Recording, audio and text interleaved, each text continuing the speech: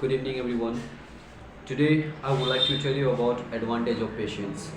That advantage of patience, keep patience. How many works you will have to do?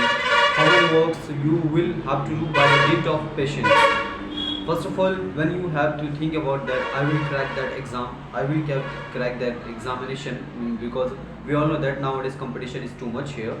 So there is need to be patience. In patience, you will decide that it must you should be in your life. It means that you will crack anything by the dint of patience. Keep patience. First of all, you think about if you think about I'm not able to do anything like that or these or those roam hither and thither, and hereafter you will try to do anything. There is need to be patience.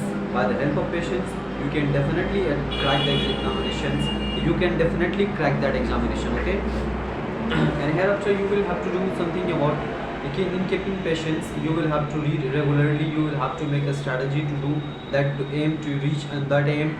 And there is need to be regularly practice. There need to be regular meditation. There is need to be regularly exercise also. Okay, so by the dint of these are things, you can do anything. You can crack any examinations. What do you want to be, what do you want to aim? Okay, that's all about it.